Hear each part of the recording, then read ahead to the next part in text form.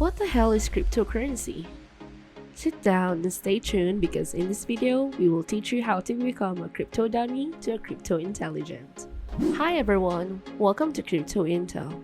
In this video, we will have Cryptocurrency 101, answer questions about cryptocurrencies, and the pros and cons of cryptocurrency. Before we go any further, don't forget to hit like, subscribe, and notify to get more updates from our channel and become more intelligent about the crypto world.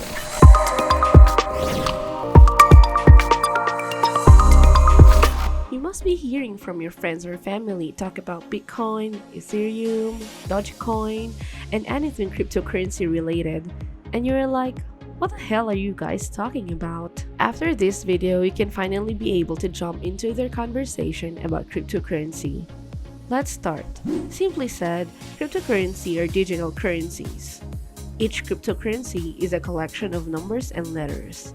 Like our national currencies, each of them has serial numbers that identify where and when it was printed and so on. A record of it is kept in a central bank that is shared in smaller banks and the government. In relation with credit cards or debit cards, your account number is stored in a bank. They also know your account number and your name since you have to provide this information to open an account. This information is also shared with the central bank and the government. For example, you deposited $50 with serial number CPI and your account number is 2022 on a certain bank branch.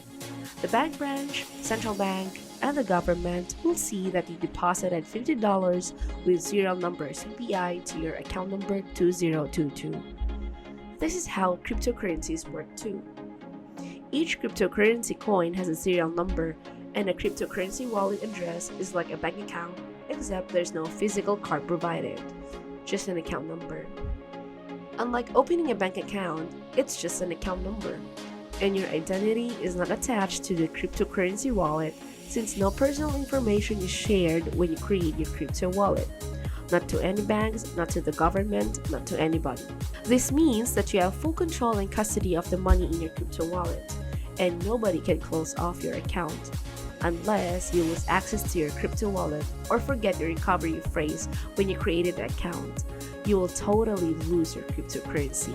Even though the banks nor the government is not keeping track of your cryptocurrency transactions, the records are stored across millions of computers connected to a cryptocurrency network around the world. The records are public but is secured using a cryptograph called blockchain, which was explained in our previous video. The computers connected to a cryptocurrency network also work to process your transactions and cryptocurrencies. As we have hundreds of national currencies such as dollars, euros, pesos, there are also thousands of cryptocurrencies. Unlike national currencies, every cryptocurrency is different, so you won't be able to use them in all kinds of transactions. Generally speaking, there are two types of cryptocurrencies: coins and tokens. Cryptocurrency coins belong to the cryptocurrency network.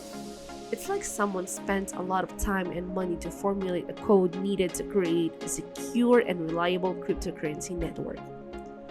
Cryptocurrency coins are cryptocurrency provided to computers that process transactions for a cryptocurrency network. Bitcoin, or BTC, is one of the examples of a cryptocurrency coin. The Bitcoin network was built from the ground up, so any transactions that it processes from the Bitcoin network produces BTC for the computer. Since cryptocurrencies are this hard to make, the cryptocurrency coins are very limited. Most of the cryptocurrencies are tokens. Crypto tokens are so easy to make. You can effortlessly create one in just a few minutes. Obviously, this makes crypto tokens almost unlimited, unlike crypto coins.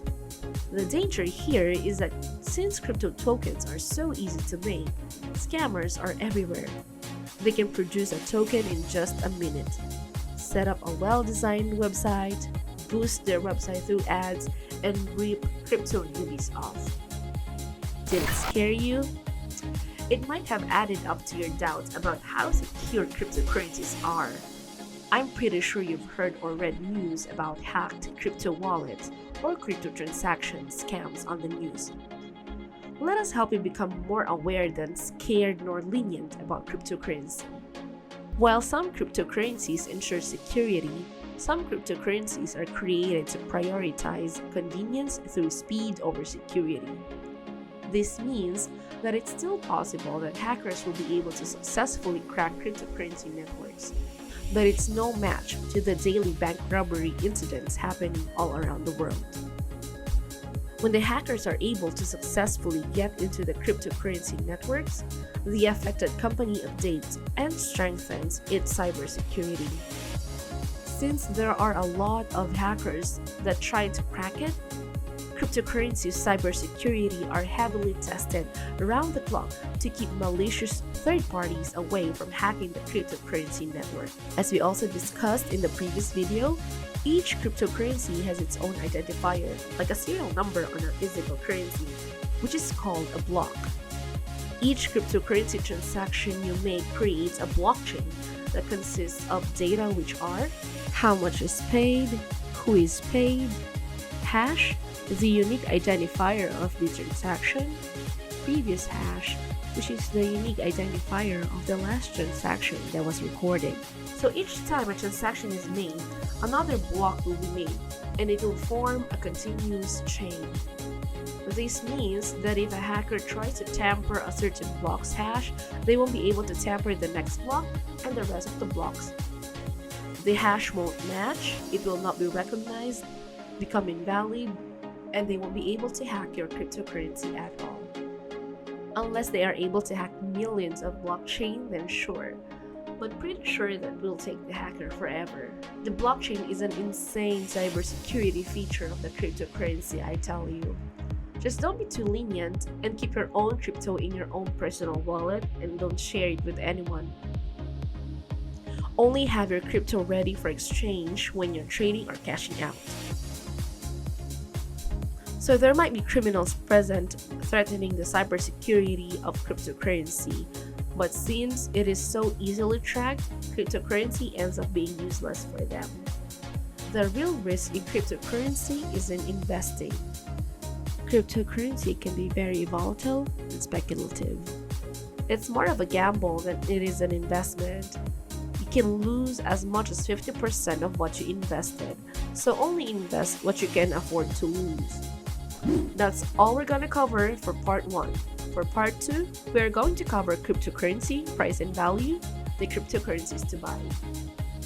Hit like, subscribe, and notify for part 2 from this channel and become more intelligent about the crypto world here in Crypto Intel. See you in our next video.